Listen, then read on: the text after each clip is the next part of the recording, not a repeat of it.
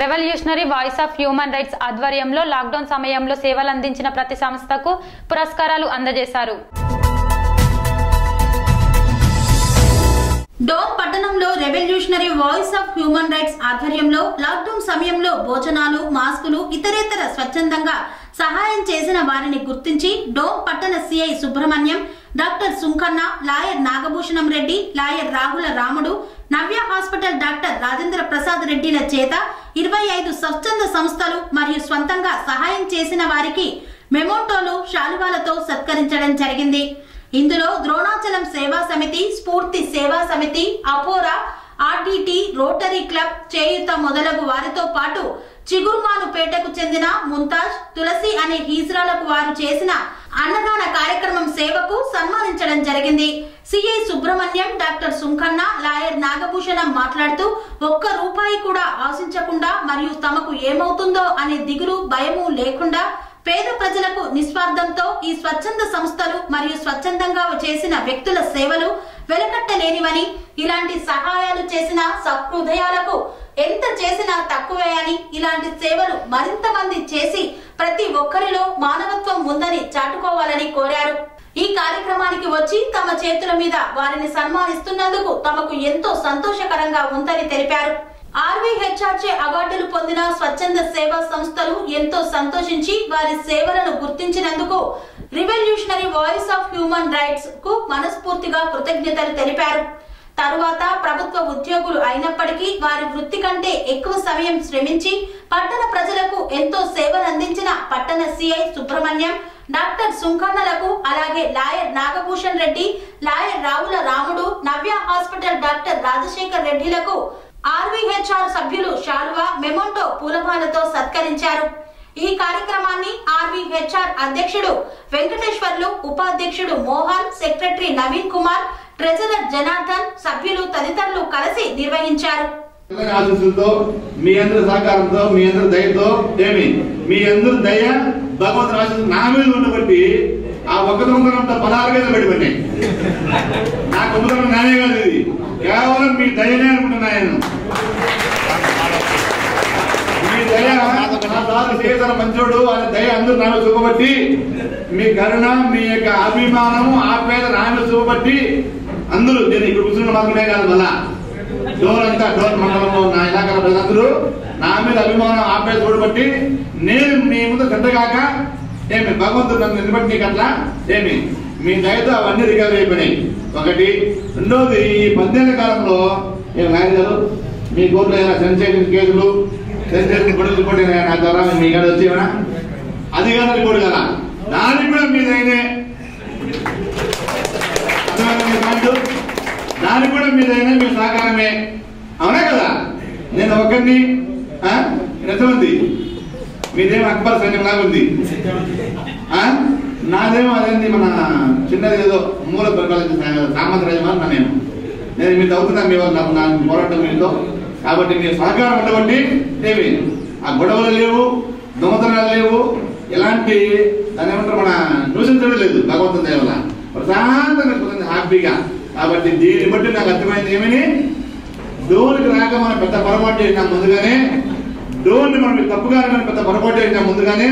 కాబట్టి డోన్ లో ఉన్న ప్రజల యొక్క గుణగానాలు చాలా ఉన్నతమైందని భావించి గుర్తించి మీ గుణగానాల వల్లే అన్ని మేలు జరిగినాయని, ఈ మధ్య కాలంలో ఈ కరోనా ఎఫెక్ట్ వలన పెద్ద నష్టం జరగలేదని మిగిలిన వాళ్ళతో పోల్చుకుంటే నిజమా బుద్ధమా? మిగిలిన వాళ్ళతో పోల్చుకరమైన మహమ్మారి యుద్ధమైన చేయొచ్చు, దీంతో మనం పోరాడలేము అన్న వాతావరణం అది. దాని గాలి దొరికినా వాడు గాలి ఈ పక్క ఇస్తా ఉందా, ఈ పక్క ఇస్తా ఉందా, మనం ఏ పక్క ఉన్నామని భయపడే సిచ్యువేషన్ అది. ఒళ్ళంతా కవర్లు వేసుకొని రకరకాల అయినా కానీ ఉంటుంది భయం. అలాంటి దాంట్లో మన డోన్ లో ఉన్న ప్రజలు, అంటే డోన్ లో ప్రజలే, అంటే నేను అంటున్నాను కదా, డోన్ లో ప్రజలు యొక్క మనోభావం వేరే విధంగా ఉంటారు నేను. కానీ దానికి విభిన్నంగా ఇక్కడ ప్రజల గుణగణాలు ఏ విధంగా ఉంది, గాలి ఈ పక్క వస్తుంది ఆ పక్క వస్తే సంబంధం లేకుండా అంటే ఆ సమయంలో ఎవరికి వారు అనేక సంఘాలు చెప్తే దీంట్లో మెన్షన్ చేసినవి, మెన్షన్ చేయనివి, దీంట్లో పొందుపరిచినవి అందరూ చాలా మంది వ్యక్తులు ముందుకు వచ్చి ప్రాణాలు తెగించి, అంటే ప్రాణం పోయే వ్యవహారమే కదా అది. కుటుంబంలో ఒకరికి వస్తే దహన కార్యక్రమానికి అందుబాటులో ఉండేవాళ్ళు కాదు మిగిలిన వాళ్ళు. నిజమా అబద్ధమా? ఏమ్మా ఏం పెద్దమ్మా నిజమే కదా? అవునే కదా? చెప్పే కదా మరి మహిళా లీడరు. అలాంటి సమయంలో ఎంతమంది ఇక్కడ దగ్గరగా సర్వీస్ చేశారు అన్ని విషయాల్లో. అంటే కొంతమంది బెచ్చగాళ్ళకి బట్టలు మార్చేది, కడిగేది, కటింగ్ చేసి ఆ సమయంలో ఏంటబ్బా ఈ సమయంలో అంటే ఇంకేంటి అర్థమది మా ప్రాణం పోయిన పని వల్ల ఒకరిని బతికించిన తృప్తి మాకు చాలు మాకు అన్న తృప్తి మీరు ఉంటారు. చాలా మందికి టౌన్లో చాలా మందికి భోజన సౌకర్యం అంటే భోజన సౌకర్యం అంటే సాధారణంగా మిగిలిన సమయంలో ఎవరింట్లో మిగిలిన ఇచ్చేవాళ్ళు, అడుగుంటే ఇచ్చేవాళ్ళు. అడుక్కునే వాళ్ళ ఇంటికి వచ్చేదా, అడుగుకునే ఇంటికి అలో చేసేదా? మనం నిజమే కదా? అలో చేస్తారు. అడుక్కునే వాళ్ళ ఇంటికి అలో చేస్తారా పబ్లిక్? కానీ ఎక్కడికి వాళ్ళు మొగ్గుతుంటే వాళ్ళు వెతుక్కుంటే వెళ్ళి ఒక పూట కాదు, ఒక రోజులో 3 పూట్ల ఆ విధంగా ఎన్ని రోజులు ఉంటే అన్ని రోజులు టౌన్లో అన్ని సేవా సంఘాలు. అవునా? అంత మాత్రమే కాకుండా చాలా మందికి ఇంకా నాయనా ఈ రోజు రెక్కాడితే కానీ డొక్కాడితే సామెత తింటాగా మనము. అలాంటి వాళ్ళని ఎవరి బతుకు వాళ్ళదే అనుకోకుండా వాళ్ళు ఎవరిని గుర్తించి వాళ్ళకి నిత్యావసర ఇచ్చే విషయంలో కానీ ప్రతిరోజు రకరకాల వీళ్ళు హ్యూమన్ రైట్స్ ఇచ్చారు, సిపిఐలు ఇచ్చారు. అందరూ ప్రతి ఒక్క చాలా మంది సంస్థలు ముందుకు వచ్చి ఆర్యవైశ్యులు చాలా ముందుకు వచ్చి ఆ సప్లై ఏదైతే మన ప్రొవిజనల్స్ ఉన్నాయో అవి సప్లై చేశారు. అయితే అడుక్కున్నాడు. ఏం చేయాలి? చచ్చిపోవాలా లేకుండా? అర్థమవుతుందా మీకు? నిజమే కదా? దాని గురించి చేసే విషయంలో అయితే ఇంత ఇంత ఇంత గొప్పగా సేవలు అందించడం దాన్ని బట్టి అనుకున్నాను, ఓహో మనమే పొరపాటుగా మంచి వెనకాల ఇదిగిలిపిన మనము కరెక్ట్ గా భగవంతుని వల్ల మంచి ప్లేస్ వచ్చిన మనము. అసలు ఇంకొకటి చోట్ల ఈ కరోనా సమయంలో మమ్మల్ని అంటే జనరల్ గా పోలీసు నెగిటివ్ కదా, కరోనా సమయంలో పాజిటివ్ వచ్చింది. కానీ మిగిలిన చోట్ల పోలీసు వాళ్ళు పబ్లిక్ ని కొట్టినట్లు కానీ లాగినట్లు కానీ వీడియో రికార్డులు ఫోటోగ్రాఫ్లు ఉన్నాయి. మన డోర్లో ఉన్నాయా? అలాంటి పరిస్థితి రాకుండా మాతో ఉద్దేశం చేశారు మీరు.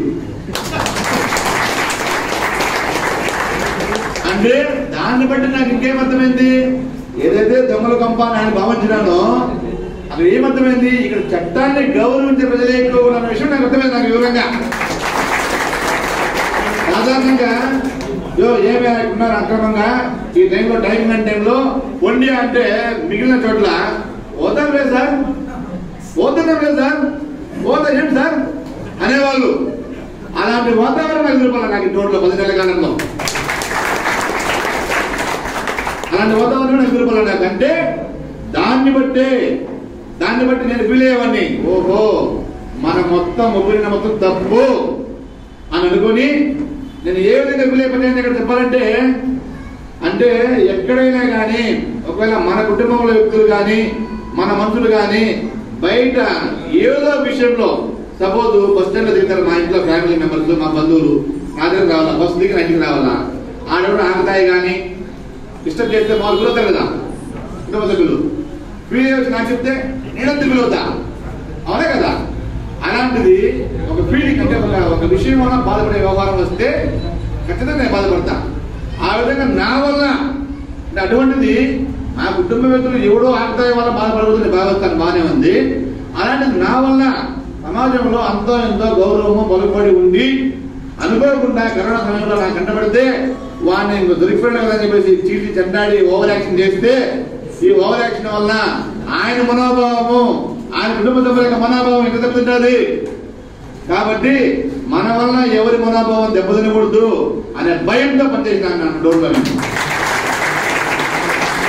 ఆశీస్సులతో మీ అందరి సహకారంతో మీ అందరి దయతో మీ అందరి దయ భగవంతుని ఆశీస్సు నా మీద ఉండబట్టి ఆ ఒక్క దొంగలంతా 16 మీద పడిపోయినాయి.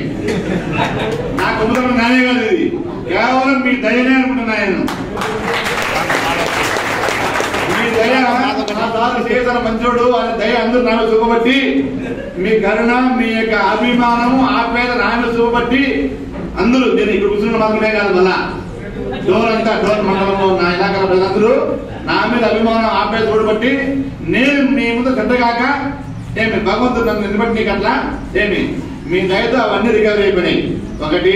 రెండోది ఈ 10 ఏళ్ల కాలంలో ఏమి నాయన గారు మీ కోర్టులో ఏమైనా సెన్సేషన్ కేసులు సెన్సేషన్ గొడవలు రిపోర్ట్ అయినా నా ద్వారా మీ కాడ వచ్చేవనా? అది కానీ రిపోర్ట్ కదా, దానికి కూడా మీ దయనే, దానికి కూడా మీ దయనే, మీ సహకారమే, అవునా కదా? నేను ఒకరిని ఎంతమంది మీదేమో అక్బర్ సైన్యం లాగా ఉంది, నాదేమో అదేంటి మన చిన్నది ఏదో మూల పరిపాలించే సామంతరాజమా నేను మీరు అవుతున్నా మీ నా పోరాటం మీతో. కాబట్టి మీరు సహకారం ఉండబట్టి ఏమి ఆ గొడవలు లేవు, దొంగతనాలు లేవు, ఎలాంటి దాని ఏమంటారు మన దూషించడం లేదు. భగవంతుని దయ వల్ల ప్రశాంతంగా హ్యాపీగా. కాబట్టి దీన్ని బట్టి నాకు అర్థమైంది ఏమని, డోన్కి రాక మనం పెద్ద పొరపాటు చేసినాం ముందుగానే, డోన్ మనం తప్పుగా పెద్ద పొరపాటు చేసినాం ముందుగానే. కాబట్టి డోన్ లో ఉన్న ప్రజల యొక్క గుణగానాలు చాలా ఉన్నతమైందని ఏమి భావించి గుర్తించి ఏమి మీ గుణగానాల వల్లే అన్ని మేలు జరిగినాయని, ఈ మధ్య కాలంలో ఏమి ఈ కరోనా ఎఫెక్ట్ వల్ల ఏమి పెద్ద నష్టం జరగలేదని ఏమి మిగిలిన వాళ్ళతో పోల్చుకుంటే నిజమా బుద్ధమా? మిగిలిన వాళ్ళతో పోల్చుకుంటే ఇదంతా ఎవరికి వాళ్ళు ఆయన గారైతే మన న్యాయవాది గారు తమ్ముడు అన్నాం, తమ్ముడు కదా సార్, తమ్ముడు గారు ఆడ అసలు స్థానంలో మూల స్థానం ఉంటుంది చూసినా క్వారంటైన్. ఆడ రకరకాల సమస్యలు ఇందాక ఎంఆర్ఐ గారు చెప్తారు. ఎంఆర్ఐ గారికి మేమంతా కనపడి రోడ్లు పరిగెత్తితే ఆయన వచ్చిన సమస్యలు చూసినా దాంట్లో పోయే వాళ్ళని చూసినా పడేలా. వాళ్ళు మనవాళ్ళు కాదు, వాళ్ళు మనవాళ్ళు అయితే మన ఎంఆర్ఐ గారు చెప్తే అనుకుంటారు. ఆయన అన్నం తింటారు, వాళ్ళు ఎవరు బీహార్ చేస్తారు, మేము పోవాలా, మేము చచ్చిపోతాము అని వాళ్ళు బాగా గేట్ బాగా పడతాడు, పైన దూకుతా అంటాడు. ఎంత మెంటల్ టెన్షన్ వాళ్ళకి ఎంఆర్ఐ గారికి. ఆ మెంటల్ టెన్షన్ అంతా ఆయన భరించి ఆయన తలకిన బాగా ఆయన పోయినాడు రెవెన్యూ అధికారిగా. కాబట్టి ఆయన స్థాయిలో ఆయన, ఈయన గారి స్థాయిలో ఈయన అంటే మొత్తం మెడికల్ వ్యవస్థ మొత్తం, ఎంఆర్ అంటే రెవెన్యూ వ్యవస్థ మొత్తం. ఇంకా మున్సిపల్ కమిషనర్ పేరు చెప్పాలంటే ఆయన పేరు కేఎల్ఎన్ రెడ్డి. ఆయన పేరు కేఎల్ఎన్ రెడ్డి అయితే నేను అనుకుంటున్నాను ఈయన కేఎల్ఎన్ రెడ్డి కాదు, కేఎఫ్సి చికెన్ ఉంది కదా, నమ్మకండి. అంటే కేఎఫ్సి చికెన్ అంటే హైలీ ఇంటర్నేషనల్ బ్రాండ్, అది అంతేనా? ఇంటర్నేషనల్ బ్రాండ్ అది. అంటే కేఎఫ్సి చికెన్ ఎంత బ్రాండెడ్ అంత బ్రాండెడ్. కేఎల్ అంటే అంత బ్రాండెడ్. నేను 3 గంటలకు నిద్రలేదు, 3 గంటలకు ఫోన్ వస్తుంది నాకు, లేదా 2 గంటలకు ఫోన్ వస్తుంది. ఫోన్ రింగ్ ఉంటుంది, ఇట్లా మూసుకుంటుంది, ఇట్లా రింగ్ అవుతుంటుంది. రింగ్ అయ్యే సమయానికి రింగ్ అవుతుంది, ఇప్పుడు మీకు కనబడుతుంది, చూపిస్తుంది. కానీ రింగ్ అవుతానే ఇట్లా ఫోన్ తీసిన అనుకో, నేను అనుకుంటా ఫోన్ తీయింది అనుకుంటా, ఏమని కమిషనర్ అయి ఉంటాడు అనుకుంటా, కరెక్ట్ గా కమిషనర్ ఉంటాడు. అప్పటికే నేను సార్ నేను ఆల్రెడీ ఫీల్డ్ లో ఉన్నా సార్, మీరెక్కడ సార్ అంటాడు. నేను పడుకోని వచ్చింది లేదు సార్, ఆయనకి మీరెక్కడ సార్ అంటాడు. నా ఉద్దేశం ఏంది, ఈయన ఏదో కోరుకుంటారులే, నేను ఏమనుకున్నా సార్ మీరు ఎక్కడో చెప్తా వస్తా అని ఆ ఉద్దేశం. కాబట్టి అధికారులు ఏమి అన్ని వ్యవస్థలు మీరిచ్చే రెస్పెక్ట్ ని బట్టి ఇంకా రెట్టింపు ఉత్సాహంతో మేము పనిచేసినాం మీకోసం. అర్థమైందా?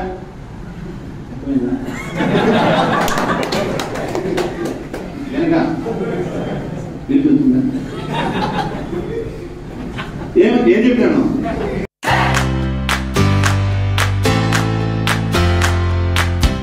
నాణ్యతకు నమ్మకానికి మారుపేరు Sai Mahendra traders, wholesale and retail మరియు కిరాణా జనరల్ స్టోర్. మా వద్ద అన్ని రకాల నిత్యావసర సరుకులు సరసమైన ధరలకే లభించును. స్వచ్ఛమైన నాణ్యమైన బియ్యంతో పాటు అన్ని రకాల సరుకులు హోల్సేల్ ధరలకే రిటైల్ అమ్మకం. అనువైన ధరలలో నాణ్యమైన వస్తువుల కొరకు సంప్రదించండి. Sai Mahendra traders, wholesale and retail మరియు కిరాణా జనరల్ స్టోర్. మా address Nagaram to Keesara main road, Rampally X road. Contact number 9247575485 మరియు 6300322583.